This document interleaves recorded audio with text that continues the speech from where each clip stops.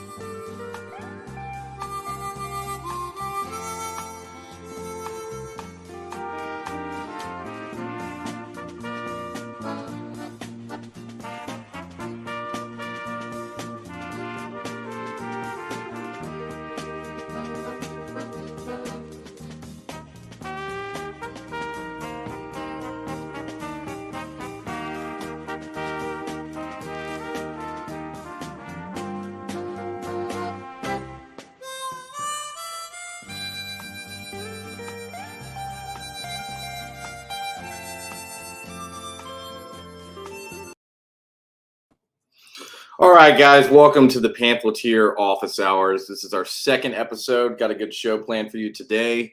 As normal, I'm going to kick it off. I'm Davis Hunt, editor-in-chief of the Pamphleteer. After I give my little spiel, we're going to go talk to Megan about some budgeting concerns at the Metro Council. She talked to Jody Barrett about his letter to Bill Lee, suggesting that he reconsider the gun safety special session that he called. After that, we'll be going to Jared Hollyfield to talk about his article and experience watching Ann Patchett interview Tom Hanks at NBA. Miles is going to come on, and we're going to talk baseball. And I interview Valerie.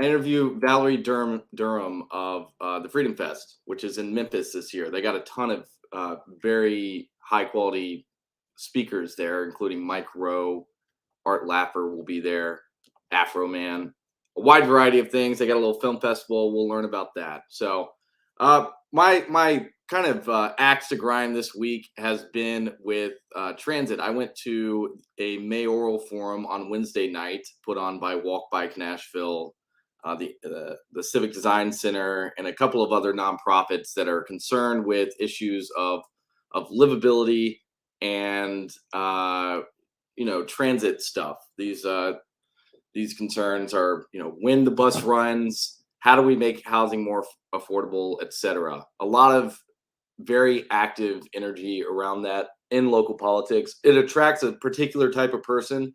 If you're not aware, your standard transit person is, I don't know how I would put it politely, but they tend to have a certain set of political beliefs that I don't think many people enjoy engaging with. And they're obsessed with transit, so it's fairly easy to kind of make fun of them. One of the things about Nashville that they seem to miss is that Nashville is the second or first most car reliant city in the country.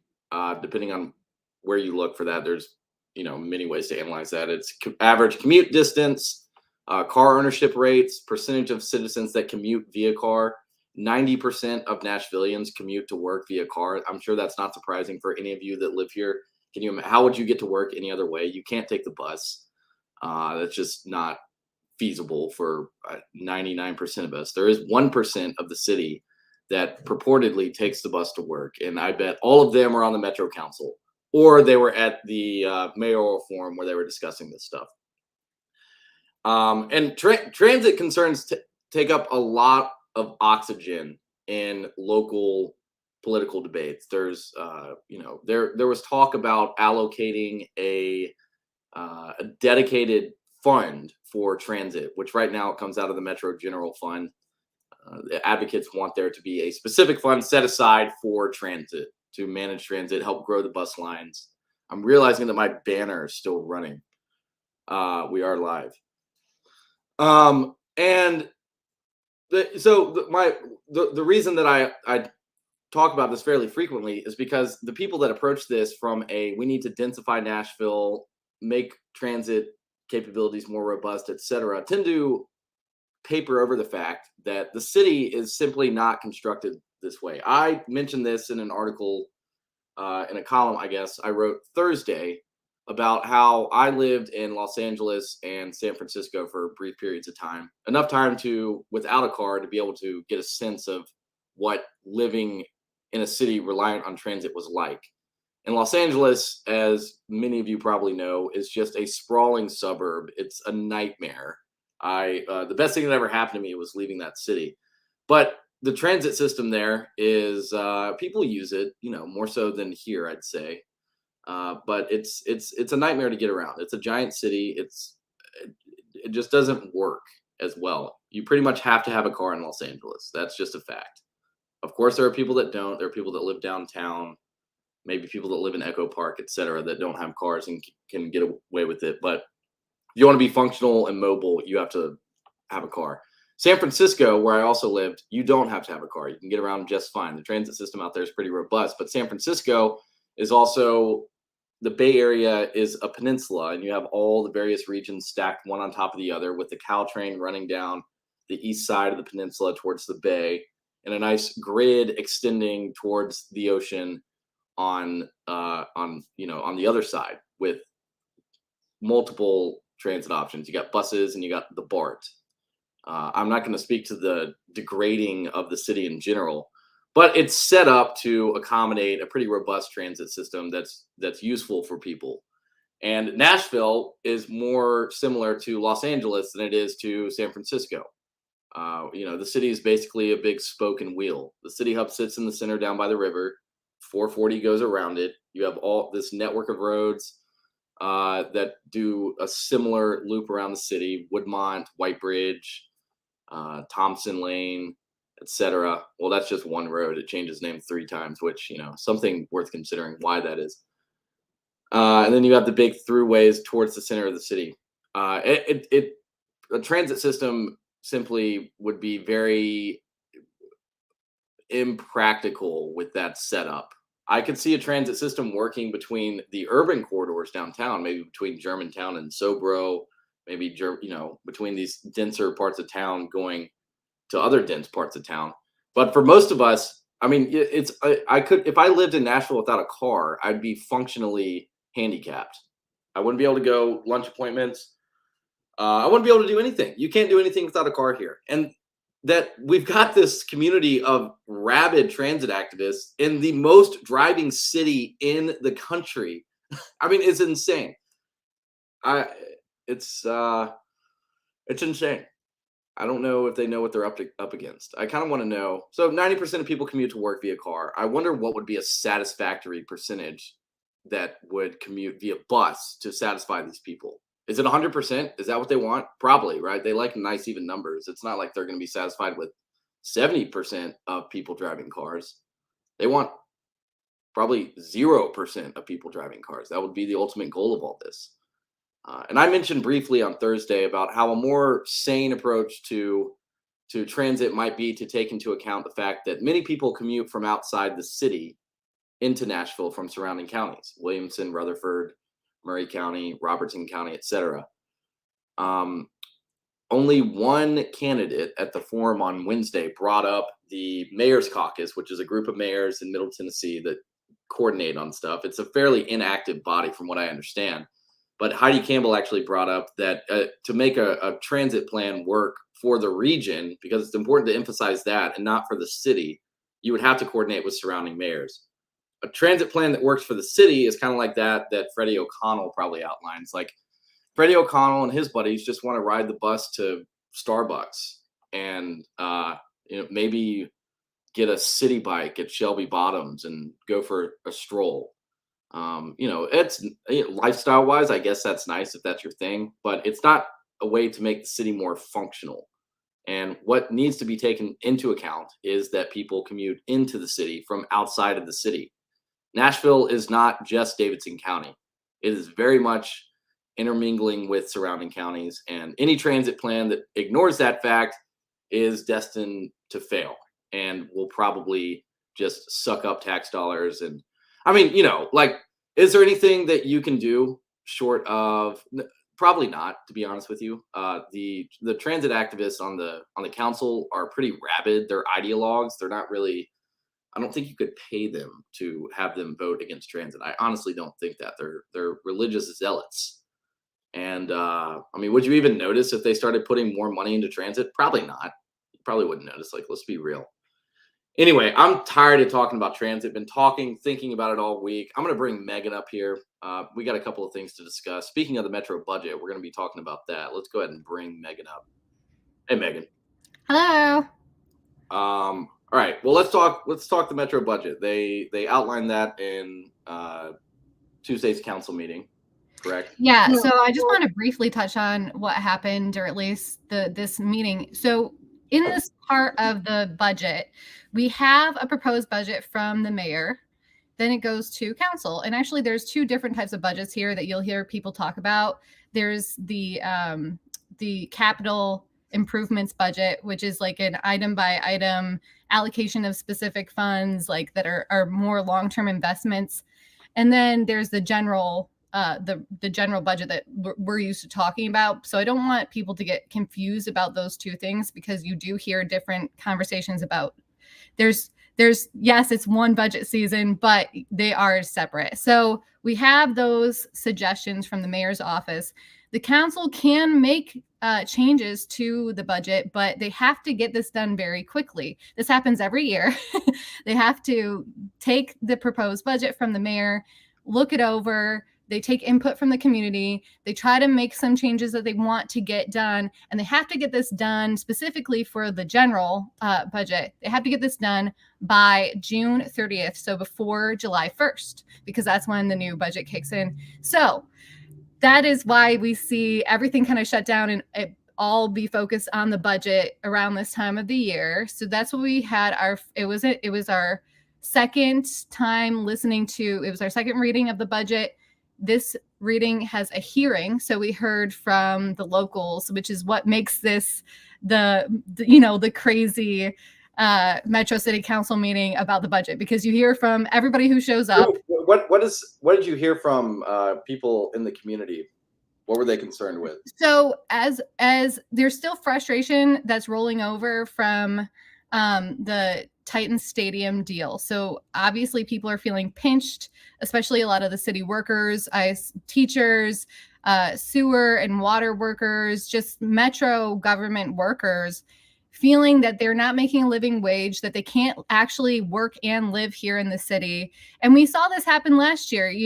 They even came forward, especially the teachers last year came forward and really put the heat on the council to push for an increase in wages for not only teachers, but non-teacher staff, not administrative staff, but like non-teacher regular staff at schools. And they did end up giving that to them. The council did make that happen. But of course, if it's not baked in every year for these wages to increase to keep up with inflation and the cost of living, you see this happen every single time where they come back the community comes back very frustrated, especially after such a large deal that they just made with the Titan Stadium, and they don't feel like they're being properly, they don't feel like they're getting compensation. Okay, so they want more money. I guess that's not surprising. Who doesn't?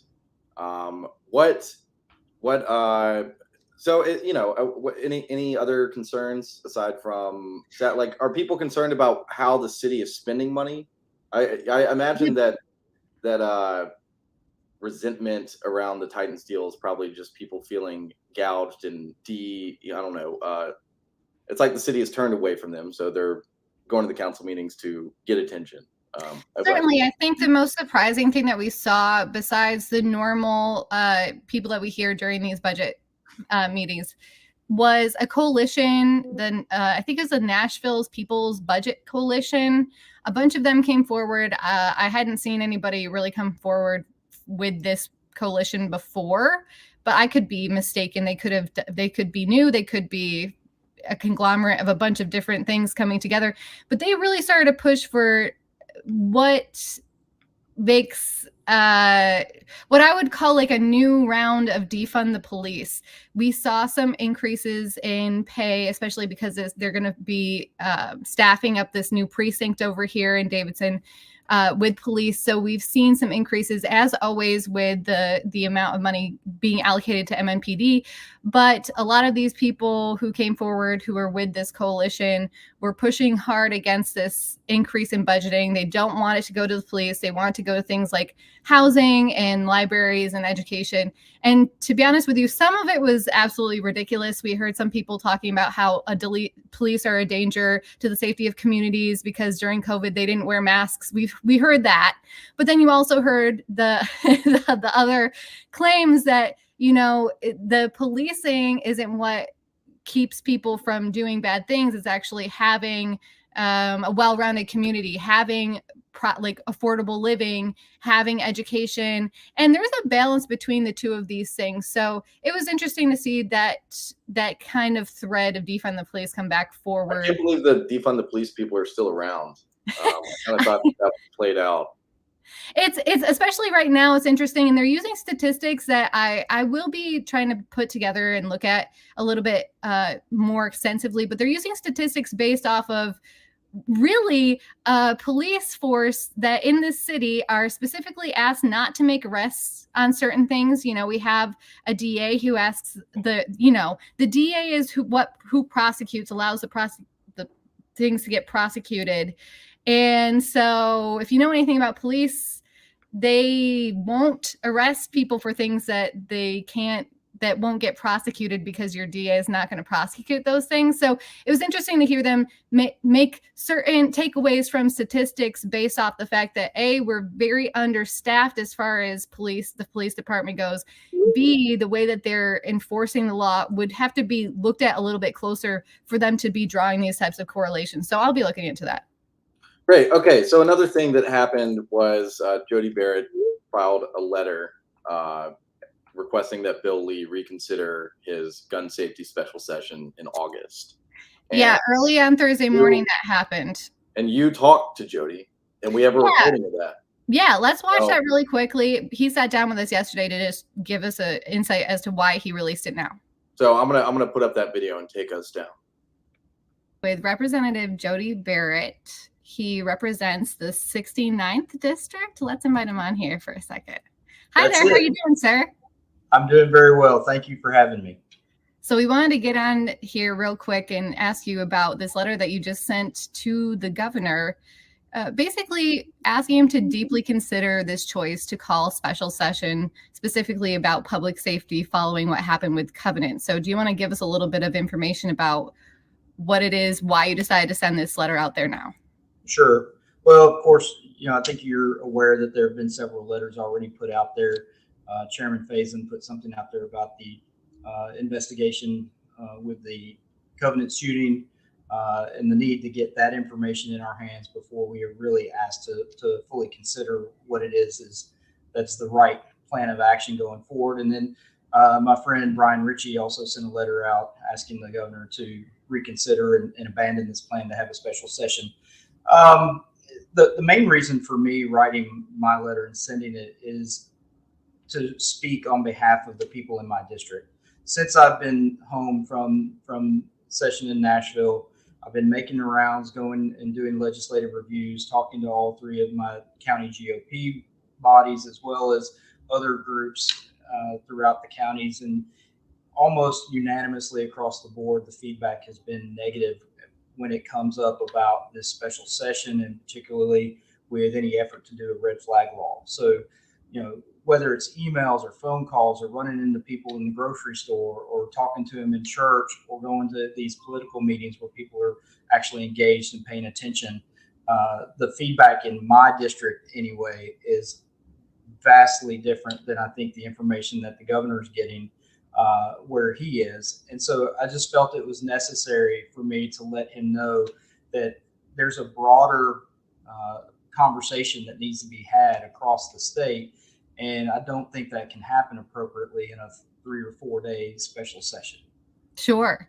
Well, and as I was looking through some of the points that you made in your letter, I wanted to go into this notion of public safety, because that is what this is supposedly about.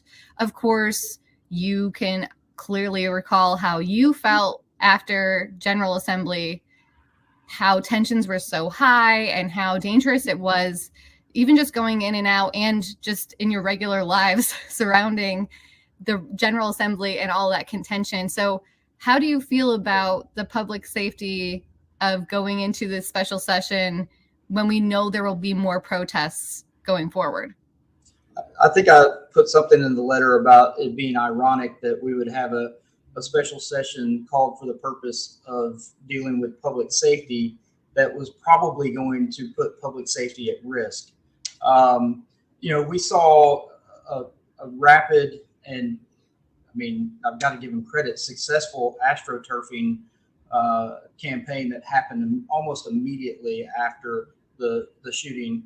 And literally the shooting happened on Monday, and on Thursday, all Hades broke out in the Capitol. And I can only imagine what that's going to be like 3 months, 4 months down the road when these same folks have the ability to plan accordingly, recruit, coordinate, the whole 9 yards. And the biggest issue here is when you start talking about legislation that involves gun rights or the Second Amendment, sure, you're going to have folks on the left who are in favor of gun control or gun grabbing, whatever it is that they're trying to do. But it's also going to attract that same passion on the opposite end of the political spectrum. And there will be folks there to advocate for and fight for their gun rights and their Second Amendment rights. And that's just a recipe for disaster. We're going to give all of these people, not only here in Nashville and Middle Tennessee, but we're putting the call out across the entire country. Hey, America, if you feel strongly about this, come to Nashville on this date in this week, and let's all raise Cain together in downtown Nashville. And that's just, in my opinion, not a very wise thing for us to be doing. Right.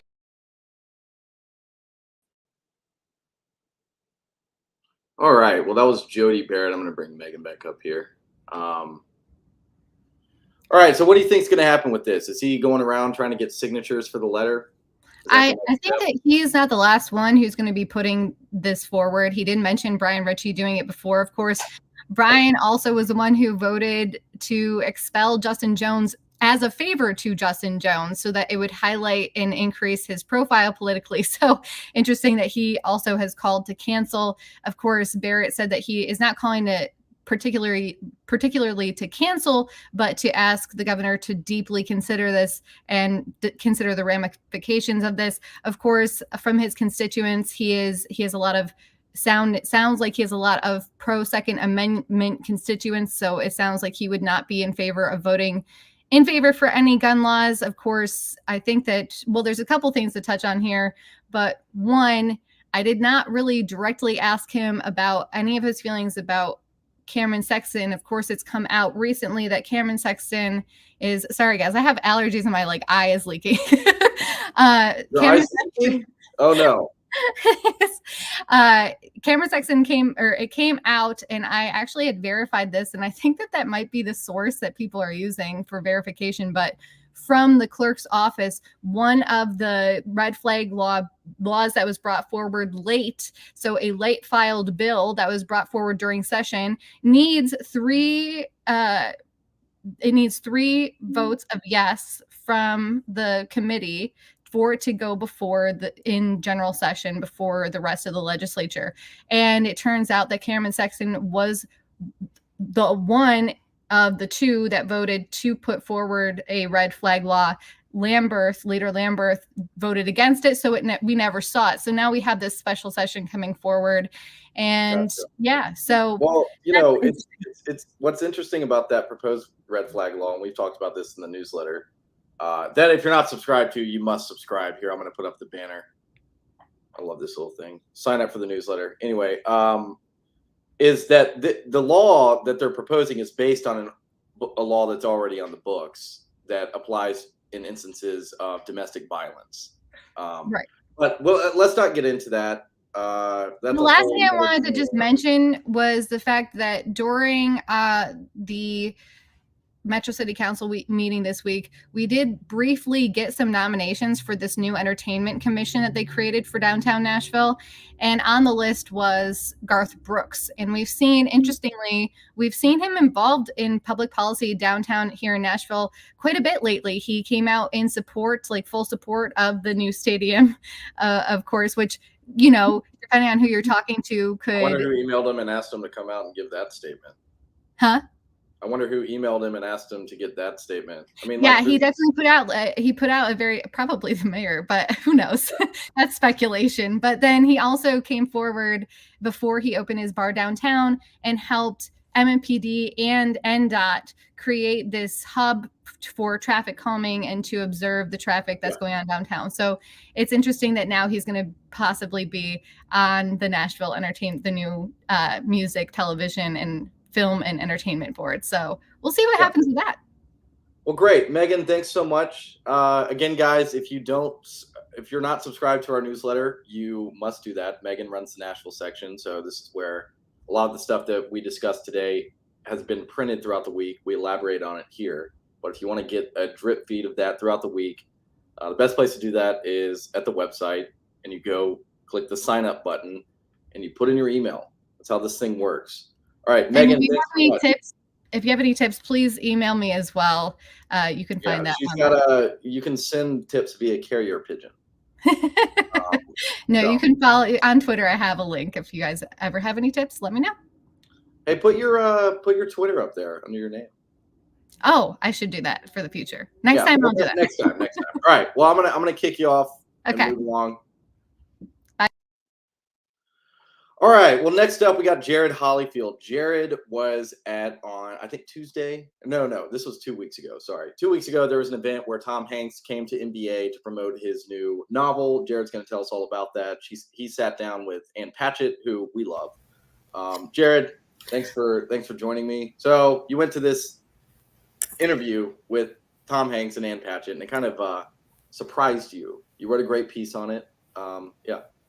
Yeah, I mean, I was very surprised. I felt it was something newsworthy since Tom Hanks was going, and as everyone knows, we're big fans of Parnassus Books and Ann Patchett at the Pamphleteer. And I will say that maybe 5 years ago that was true for us, but COVID really changed all that, and the way that she responded to COVID and all of the politics that happened after COVID really put a bad taste in our mouth. And Ann Patchett sort of became this very self-righteous figure who is and has always been a very talented writer, but she has this sort of strange antipathy about the South that she then uses to broadcast and get work in the New York Times and in other legacy publications, basically talking bad about our culture and how she's sort of above it, but she also likes to be a big fish in a small pond situation. Even though it's so interesting to me, and I experienced this firsthand, and I'm sure you have too. When you live somewhere outside of the South, there's like this kind of exotic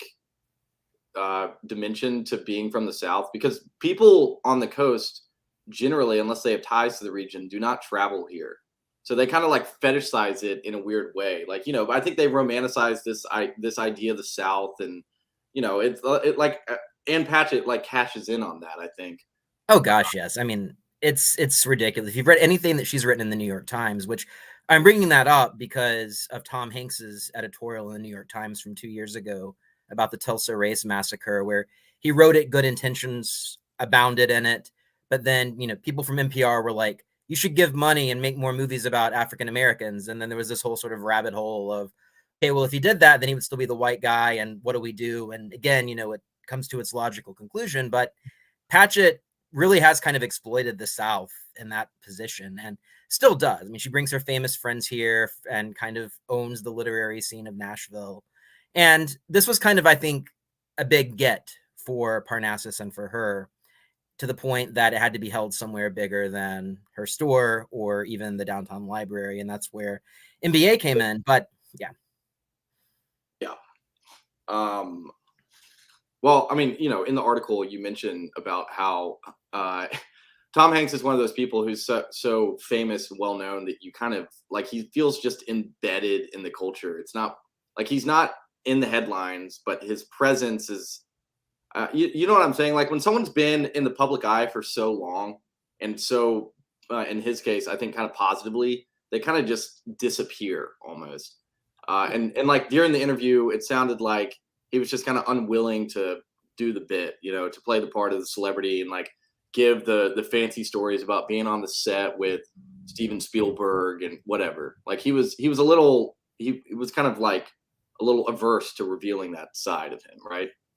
That's what I really appreciate, and I know you would too. There's this idea, since we've both made movies, of how unglamorous and honestly terrible at times it really is. Yeah. And that's what Tom Hanks really talked about, to the point that one of the most hilarious moments is he came up and did this demonstration of how he's trying to give a performance, and the makeup guy's there and the sound guy's there, and he like kind of shook Ann Patchett, and you could just see how uncomfortable she was. And I just like burst out laughing when this happened. And we could tell she was visibly uncomfortable. And then she made kind of a Me Too joke, which just fell really flat. And Tom Hanks comes back with, well, it ain't all Somali pirates, and gets this huge laugh. So it was this great moment that really kind of exposed Ann Patchett as the fraud that she is. Wow. Well, cool. Anything else stick out? I'm going to put up your article here so people can see it. It's very good. And Hanks is a kind of a strange figure, and I don't know if this is the case for most people, but when I was growing up, we would go see every Tom Hanks movie, and that kind of stopped when he got very political during the Bush years.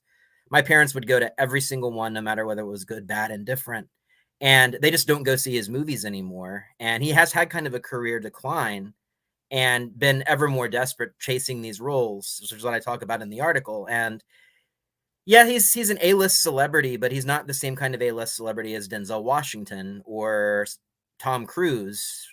In some ways, I think the fact that Tom Cruise was just kind of a Scientologist as opposed to political, for years, that really kind of kept Tom Hanks out of the limelight for a while. He almost kind of went down to the B list of celebrities.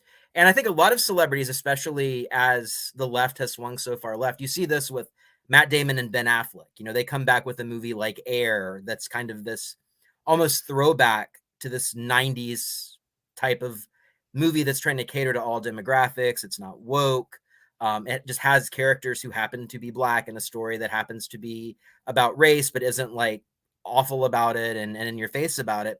And Hanks is kind of doing the same thing now. I kind of see him almost taking up the same kind of line of, don't cancel books. The people should be adults about these things.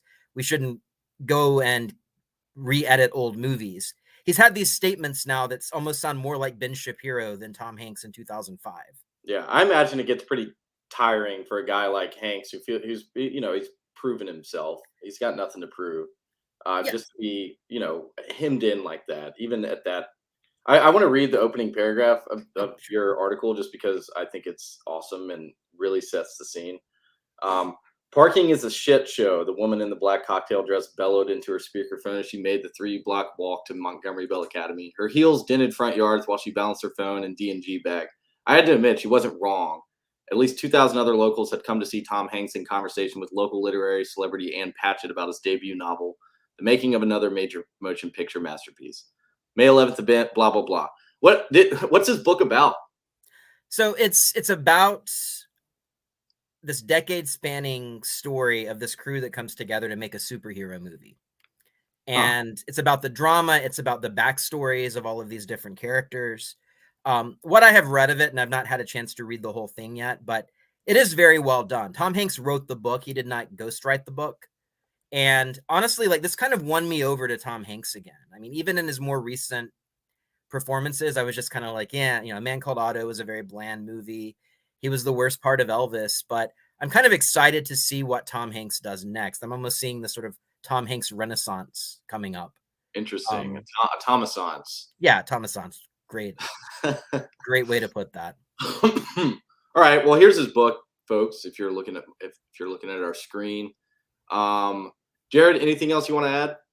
No, I mean, it was a great event. I'm not, again, the biggest fan of Parnassus or Ann Patchett, but these are great community events, and it would be nice if we had some other people in dialogue. I know I wrote about Parnassus about 1.5 2 years ago. Yeah, you did. And how this idea of Parnassus speaking and being sort of the shorthand for the city's literary culture is something we should really work on. And still, going to the events, being in conversation it's a great opportunity for Nashvillians. So I would check them out. Real fast, rehash what the conceit in your old Parnassus article was, because it was about how used to we would authors of various stripes and ideologies would come and present their books. I can't remember the examples you cited. Yeah, so I mean, a lot of you probably remember Davis Kidd, which was a destination a lot of people would actually travel to just to go to Davis Kidd as part of a Nashville vacation. And Davis Kidd had a very diverse slate of authors. I remember seeing Gene Hackman there with some Western novels, and then you might have a political pundit or a local Vanderbilt professor.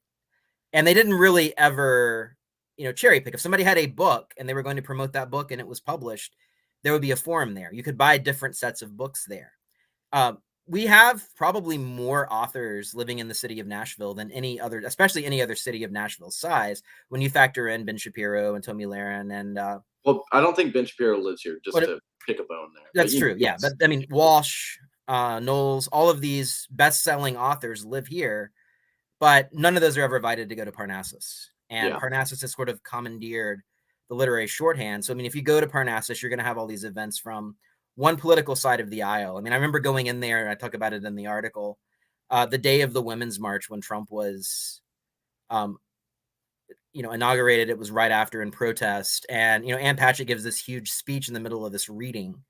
And it basically says, like, we don't want anybody here that would vote for Trump in this place that's supposed to be a forum for the exchanging of ideas. I remember right when Parnassus opened up. I don't want to make this whole segment about Parnassus because but I remember when it opened up, it was kind of exciting. I didn't really know who Ann Patchett was. It's like, oh, cool. Like a celebrity novelist is opening a bookstore here. That's interesting. Nashville is kind of, you could see this like vision of Nashville being this artistic literary city and kind of piggyback off that. And, I think for probably some people, Parnassus may be that. Certainly not for people of our milieu. The opportunity with like a local bookstore would be to actually, to represent the area and not kind of impose your vision of it on people. I mean, I can't, a bookstore is not like an activist rest stop, and it feels like that's what Parnassus has kind of turned into. It's just this. I wouldn't feel comfortable even walking in there. I mean, I don't know. It's just not a place that I even want to go.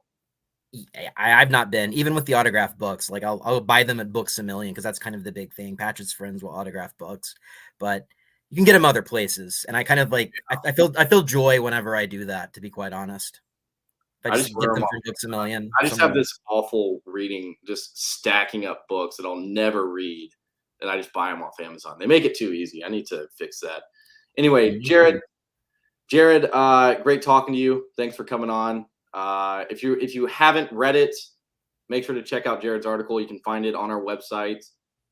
Jared chimes in probably about once a week. Jared, you author a piece about once a week, generally on film or the arts. He's just done some good investigative reports as well. So you can find him in the newsletter when he's not live on your computer screen. I'm going to put the scroller back down there at the bottom. All right, Jared, appreciate your time. I'll see you. Have a great one. Bye. All right. Well, next up, I got Miles Harrington. Miles is going to talk to us about some college softball. Lady Vols are doing pretty good, apparently. And we're going to look at some what's going on with the College World Series. The Vols are also in that. And maybe get into a little bit about the MLB expansion team here in town. So I'm going to invite Miles up. Miles, how you doing? Hey, thanks for having me back. Doing well. Yeah. Hey, so yeah, the Lady Vols, their season's actually over. Oklahoma won the national championship last night over Florida State, but certainly wanted to give a shout out to the Lady Vols. Looks like I froze on my side. Hopefully I'm all right. You're good. It'll do that occasionally. All right, so we're flowing now. But Lady Vols, yeah, they made it back to the Women's College World Series this year. Had a top 4 finish. Ashley Rogers, one of the all-time greats, just finished up her 5th and final season.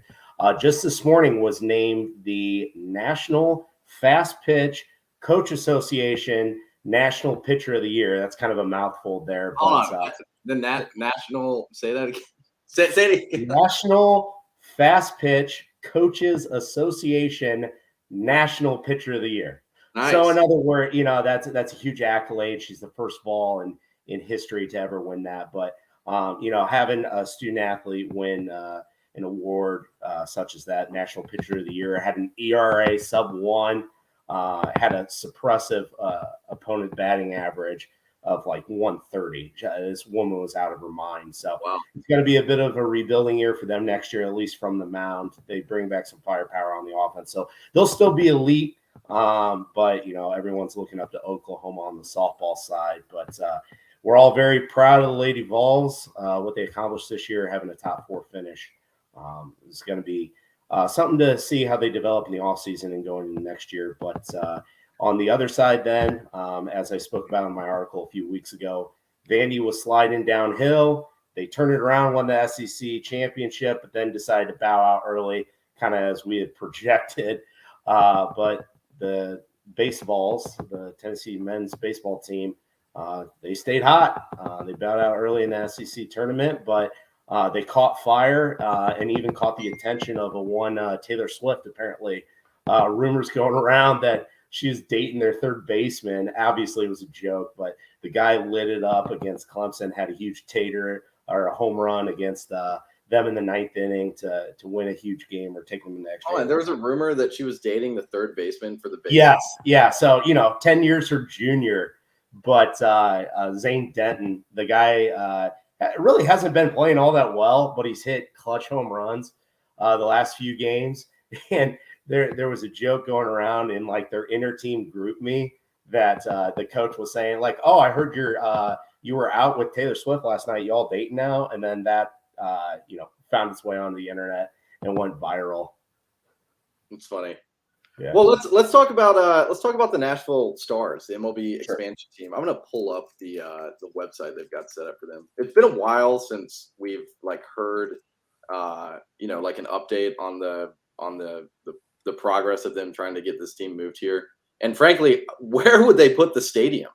So they're looking at, and we'll see what you put up. And yeah, it's the site that I thought you're going to, the Music City Baseball Organization. They're pushing hard to actually have the stadium go on the north side of the city. In my head, I thought that they were going to try to build on the East Bank side, but this was before the football stadium was approved. So yeah, space is a hot commodity. Real estate, as we know, can be limited, especially around the river, but they might have to get creative. I don't even know that the stadium's going to be within the city limits, which there's pros to cons to that because you play 81 home games a year. We see certain teams that have struggled with attendance if they build outside the city. So they're probably going to have to find some real estate within Nashville. I'm not exactly sure where on the north side they'd go, or if they essentially force the Nashville Sounds out of town, the AAA team. and try to take up that real estate to build. But with how things are going right now, things seem to be trending in Nashville's favor to get a team. And a few reasons for that were when Commissioner Manford, the MLB commissioner, stated he wants to have expansion from currently 30 teams to 32 teams. Some of the cities they brought up outside of Nashville included Las Vegas. Well, Las Vegas, we know now, is getting a team with the Oakland Athletics moving there. So that's one competitor off the list that we can check that box. They're out of the way. On top of that, he said the Oakland A's and the Tampa Bay Rays must have city-approved stadiums before we look at other cities to expand to 32 teams.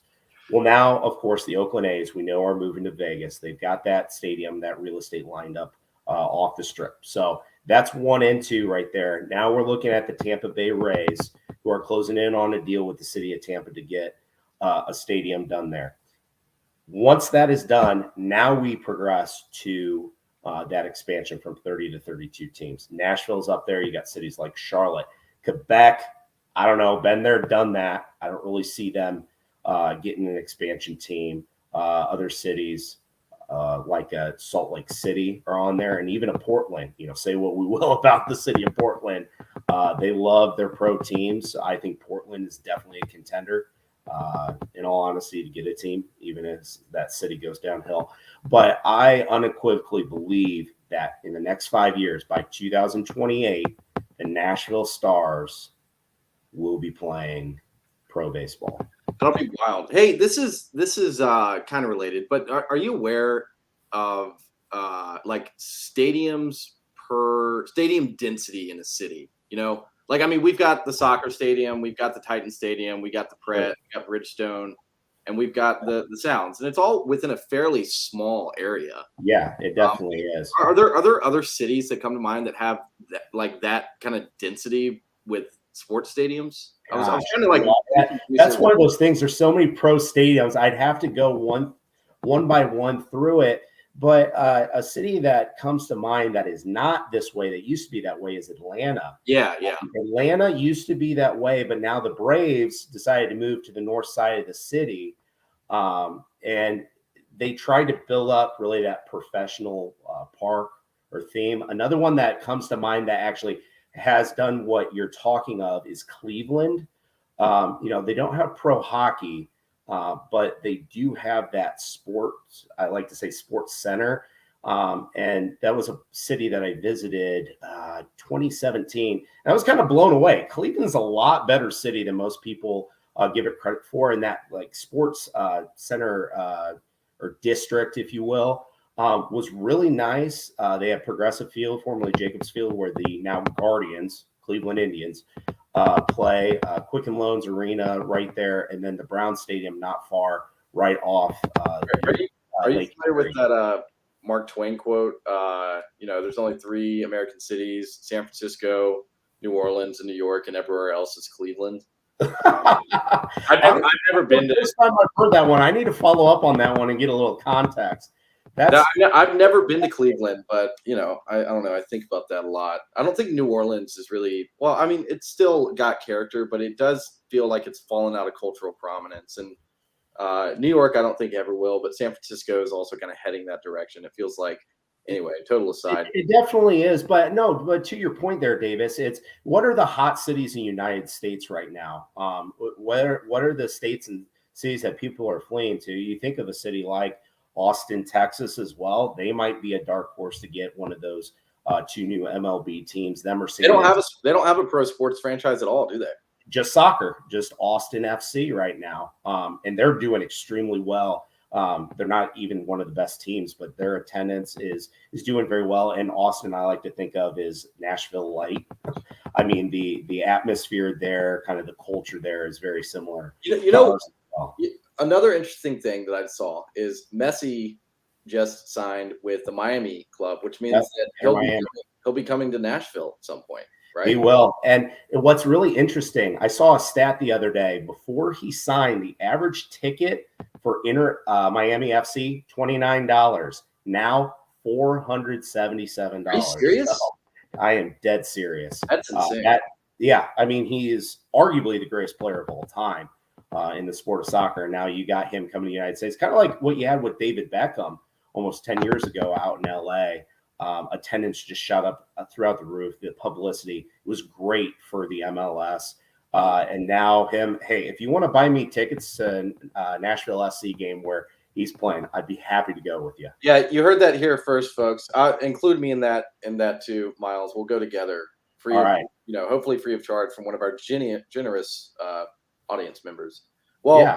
Miles, I appreciate you chiming in. Miles has a column that he does every Monday on a variety of sports topics. Yeah. We don't know. You'll have to tune into the newsletter and sign up for the newsletter if you're not already, right there, and see what he writes about next week. So, Miles. Yeah. Hopefully, hey, thanks, Davis. Hopefully, it's about the Vols making it to the College World Series. We'll have to see. One last thing, it's not showing on my end, but I changed my Twitter handle. Oh yeah, let me put that up there. There we go. At the real Miles H, or as some have called me in the past, Malaysh. It's kind of an inside joke, but at the real Miles H, at the real Malaysh. Go ahead, give me a follow. I'm posting there every single week. Great, Miles. Thanks so much. Hey, thanks, Davis. Take care now, bud.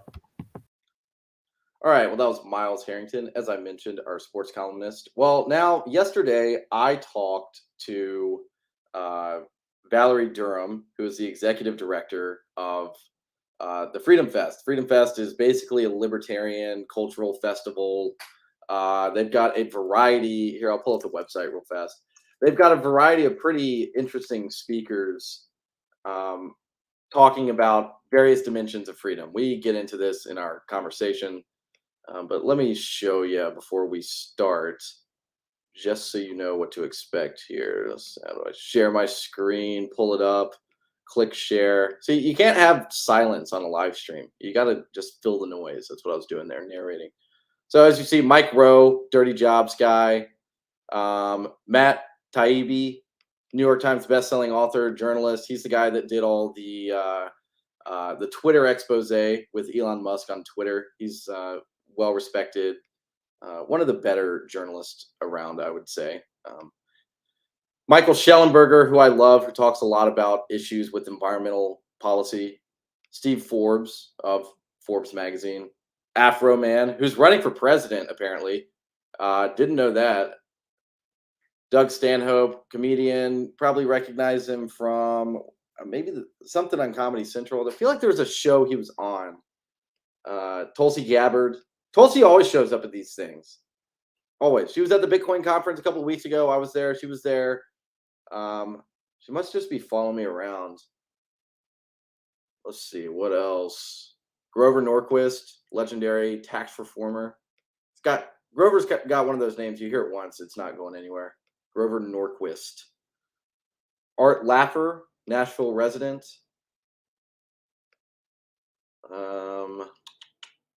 Who else? Stephen Moore. Some of you probably subscribe to his newsletter. Robert Breedlove, another Nashvilleian. Bitcoin guy, has a good podcast. Mike Lee, senator from Utah. So anyway, you get the picture. They've got a film festival. They've got a bunch of stuff. It sounds like a pretty good event. I will probably be there. So I'm going to put up our conversation with Valerie here. And you'll get to learn all about the Freedom Fest, and that'll be that.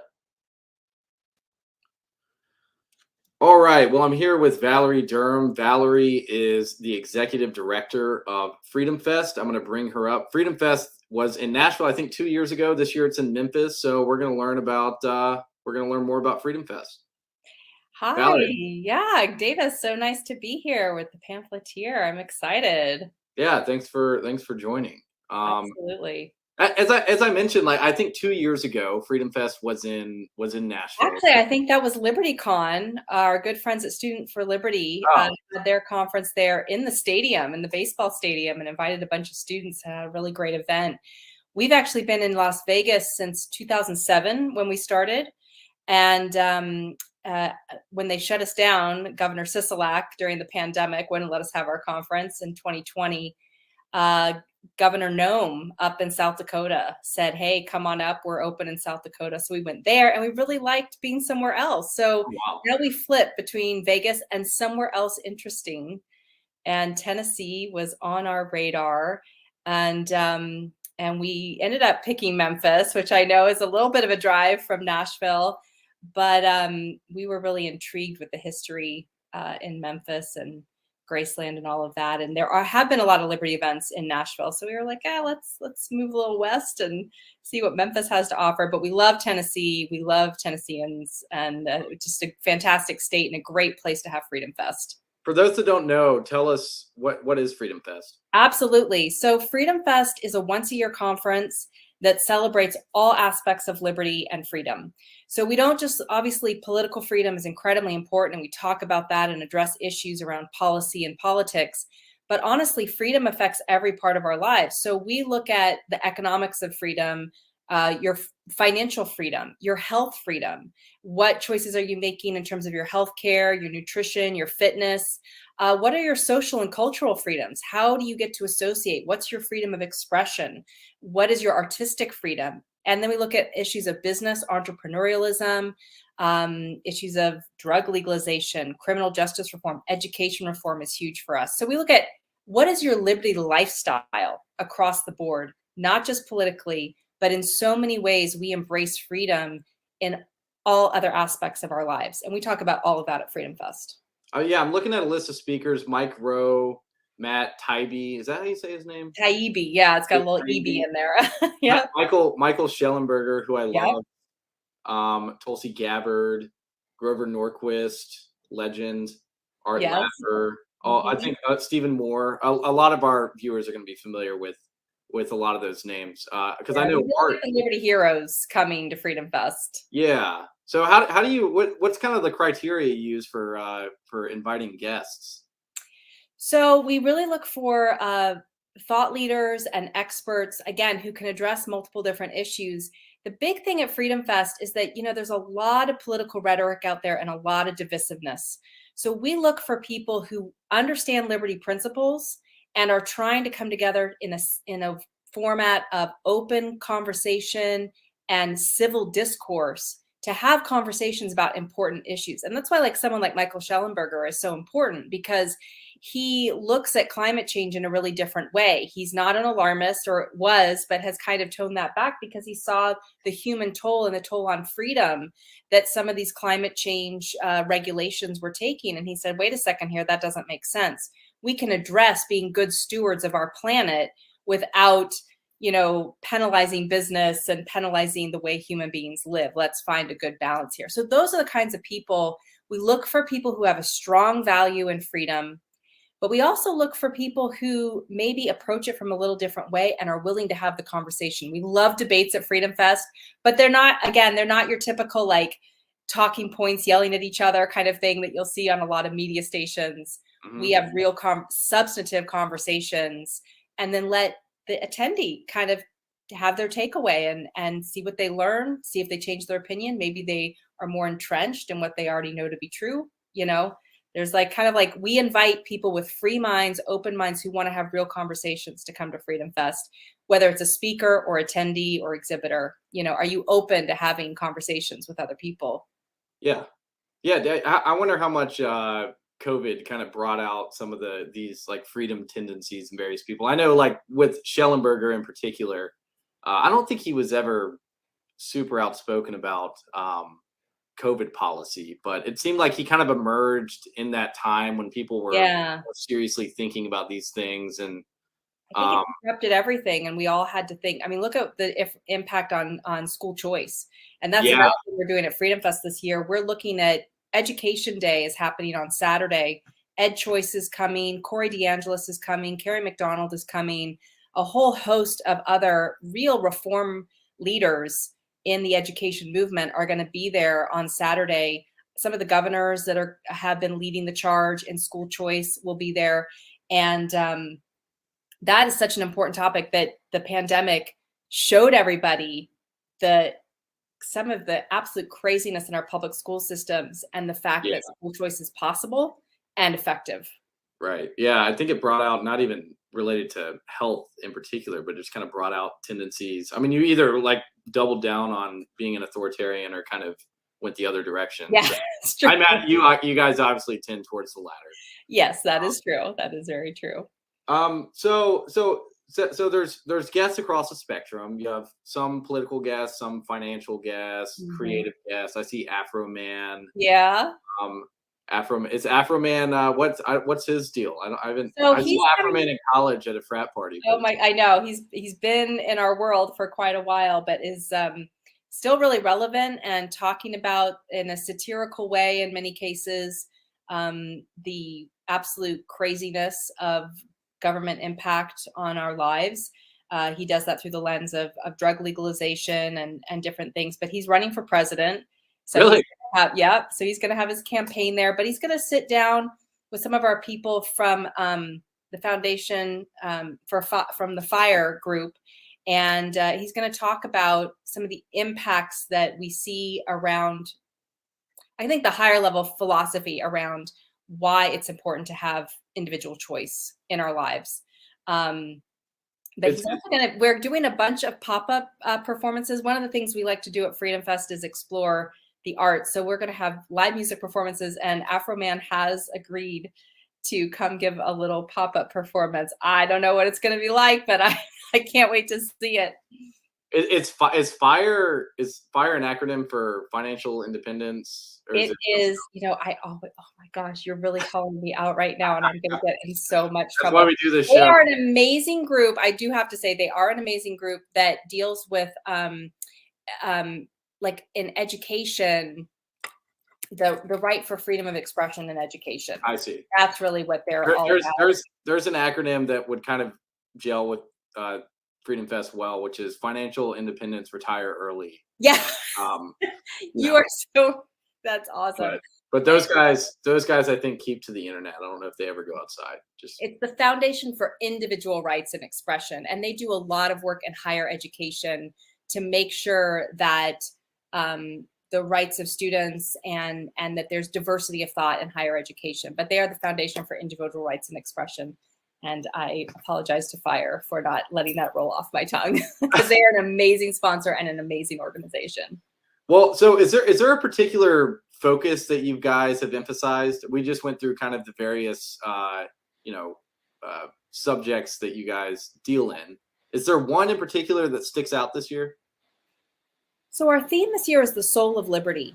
And I feel like post-pandemic, exactly what you were referencing, Davis, people are really reevaluating the role of government in their lives, the role of choice, and how we want to manage our lives going forward. There's been a huge shift in how people interact with each other. I mean, look, I wasn't doing a bunch of Zoom calls before the pandemic.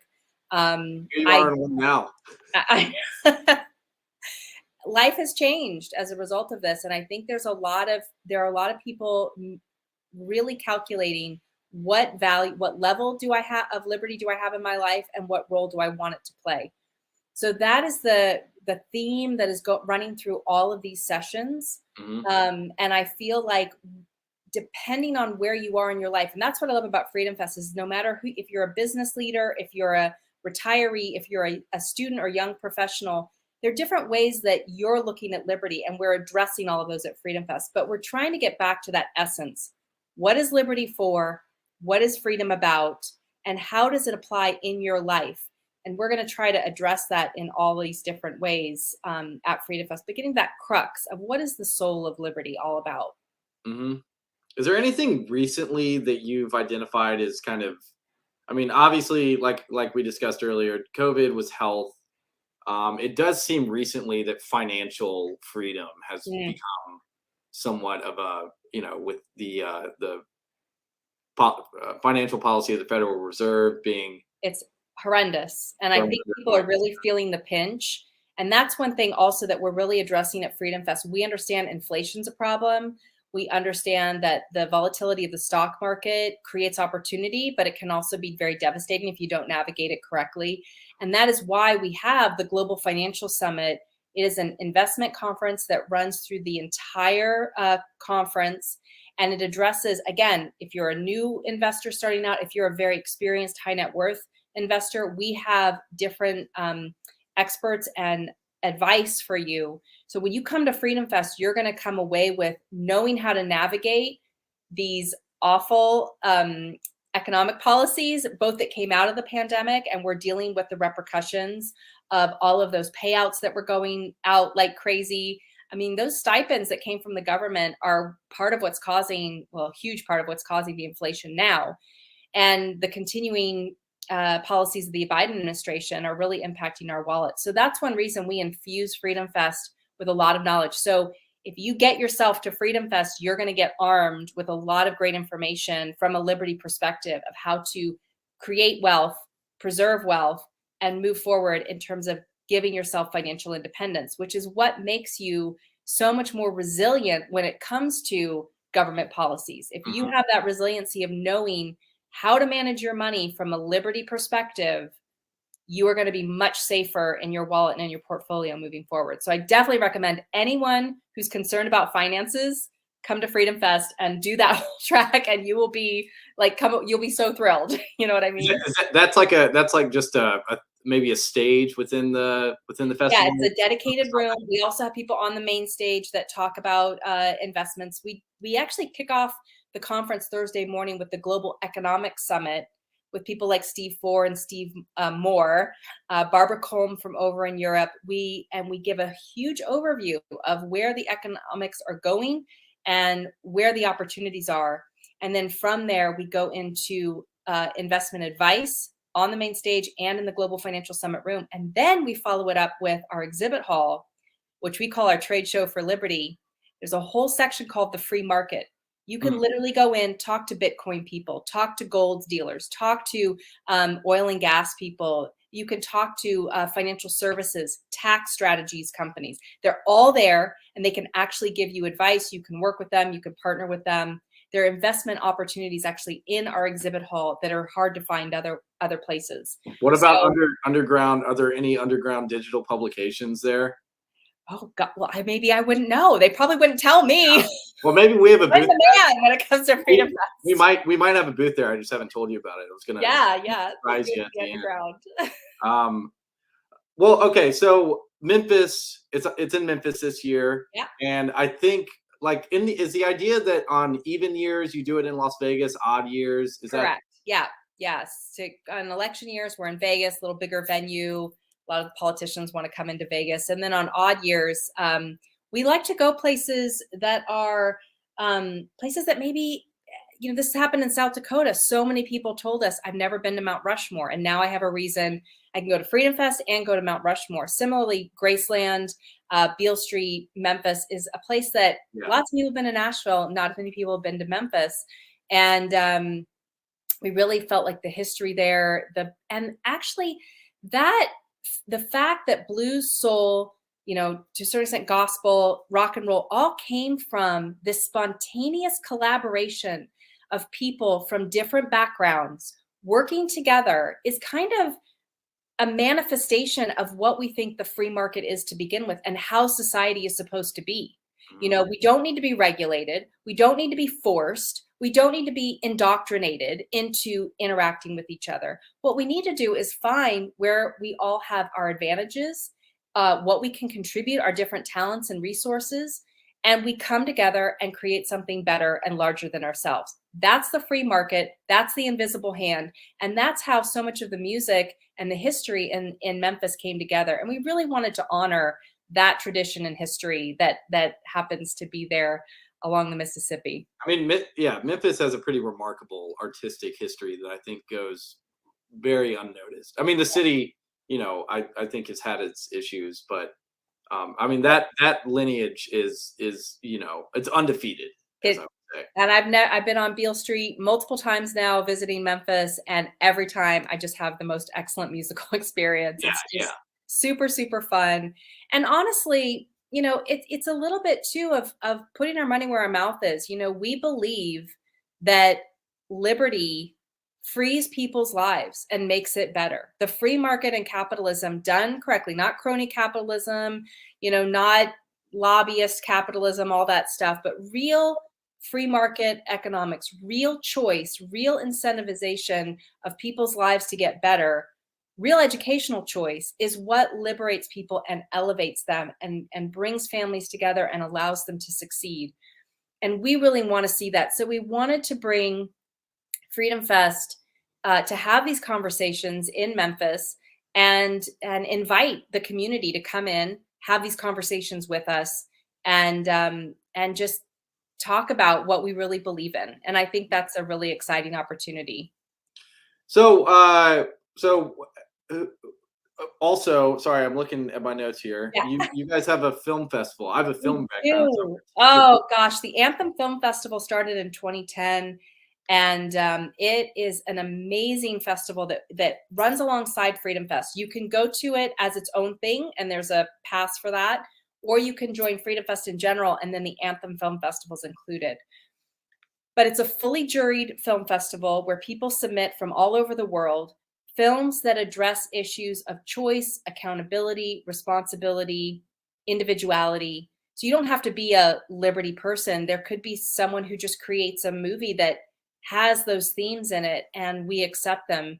And it's a really beautiful way to message so many things. And what's great is that rather than just having a talk back at the end, you'll see a movie or even a series of movies along a particular topic, and then the filmmakers and other experts from the Freedom Fest slate of speakers will come and do a panel discussion. So you really get to get in depth with some of the movies that are shown there. There's a huge range of great movies being shown, some Iranian films that are always fantastic. Unredacted is coming, which was canceled at South by Southwest and Sundance. It talks about how to reacclimate some of the people that were held in, excellent, bringing that up. So some of the people that were held in Guantanamo Bay, how do you reacclimate them back into society? And it was canceled because the lady who made it was a white American, and people felt like that was inappropriate. But it's a great film, and we accepted it, and I hope everyone comes and sees it. We have books, movies about the role of fatherhood in society. We have movies about how the incarceration problem and what do we do as people are incarcerated unfairly in the criminal justice system, which is another big issue that I think is really being talked about now. Again, appropriate for Memphis to talk about policing and different issues there. We really want to bring attention to that issue because it plagues a lot of communities in our society. And we need to be talking about that. We have a couple, a movie about produced by Steven Soderbergh, movie on, like Calvin Coolidge. I mean, the rain, you could sit in the Anthem Film Festival room for all of Freedom Fest and be absolutely thrilled with everything that you're going to see there. It's interesting. I keep hearing people, it seems like people have started to really revisit Calvin Coolidge's presidency. Yes. That's something I need to brush up on, but I keep seeing him mentioned. Yeah, he is being revisited, which is really interesting when we go back to certain presidents and kind of reevaluate contextually what their contribution was, especially compared to like maybe current presidents. You look back, he wasn't so bad, kind of thing. But Amity Schlaze is going to be with us, and Steve Forbes are both going to be talking about the Calvin Coolidge presidency after the showing of the film. Yeah, it's going to be super. It's actually, I think it's the film we kick off with on Wednesday. Interesting. So definitely worth checking out. All right, yeah, I'll do some reading tonight so that I don't.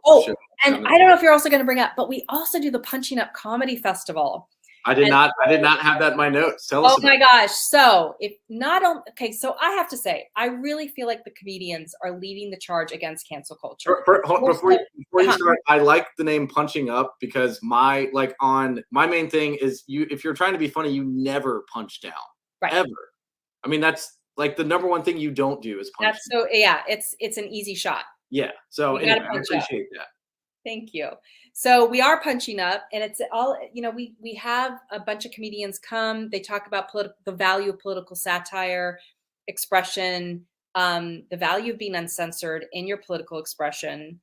And so we have panels about that. And then Friday night, we're doing 2 full stand-up shows.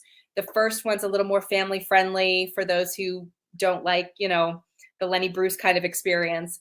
And then the later show's Unrestricted, and that's being headlined by Doug Stanhope. And we have Camilla Cleese coming, John Cleese's daughter. She's hilarious. And a bunch of Lou Perez, Brittany Hunter.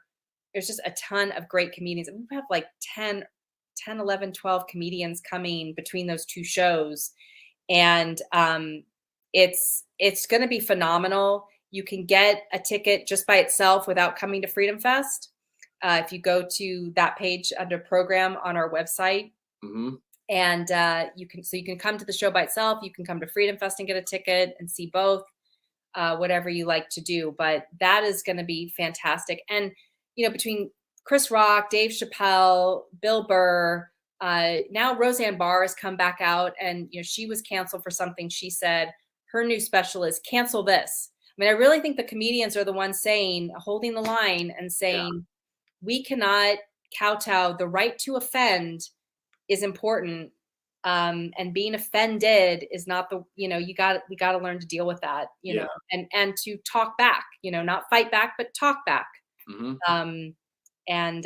So I'm really proud of our comedy festival. So if you love to laugh, please come out. It's going to be hilarious. That sounds like that's like an auxiliary event. Are there parties that go on separate from the festival? Yeah, There's definitely every night.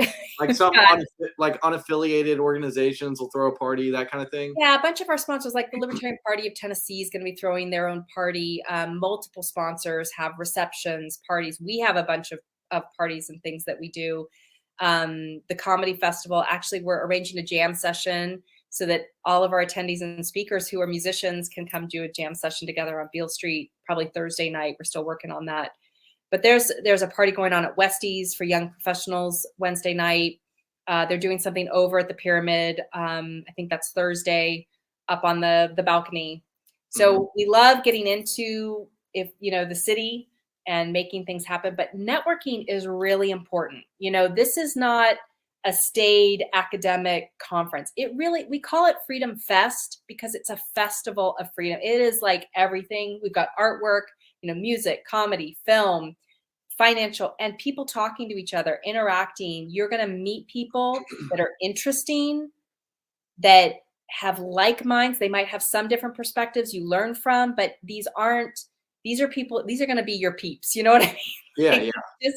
And the other cool thing is that we don't have a lot of those fly in, fly out speakers. The speakers come because they're dedicated and passionate. So they hang out. Like you'll see Steve Forbes up on the main stage, and then you'll go to a breakout session and he's sitting next to you because he's interested in the medical technology health session that's being talked about. So you're like, "Hey, Steve, well, how's it going?" He's like, "Nicest guy in the world." And he'll be like, "Hey, how's it going? What about this session? Pretty cool, right?" Like we all are in this together, and we all have something to contribute to freedom. And that's why the mission of Freedom Fest is to have this one time and one place where anyone who cares about freedom can come together to share, learn, network, and grow the liberty movement together. That is the goal. And whether you're a speaker, there's something for you to learn. If you're an attendee, there's something for you to share. It's awesome. Dates. Yes. July 12th through the 15th at the Renaissance Convention Center, right on Main Street, a few blocks down from the top of Beale. And we do have a special local rate for anyone from Tennessee and Mississippi and Arkansas, since we're over on that side of the state.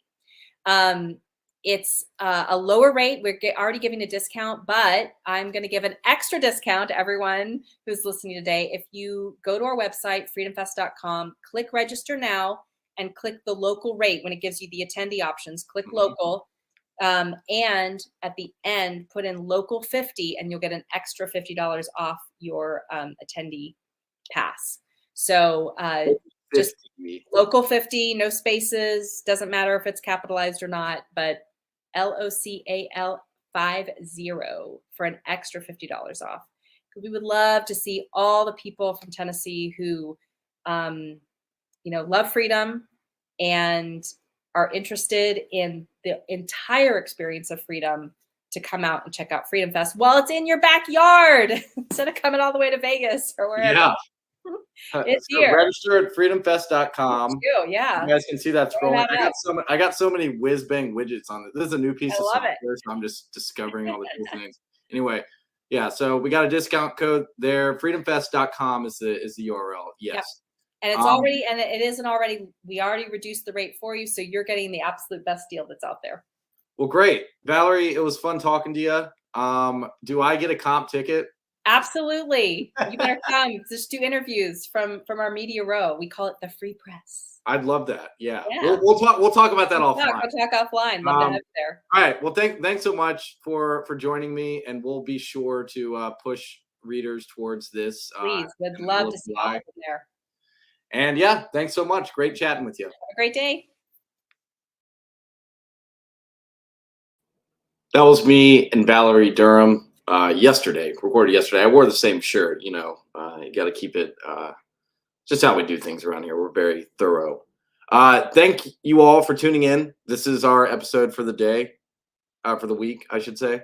We'll be back next week. I got some exciting guests planned for that. Some other surprises. We're slowly going to grow this thing into, a hopefully wildly entertaining variety show. So stay tuned for that. Thanks for listening and watching.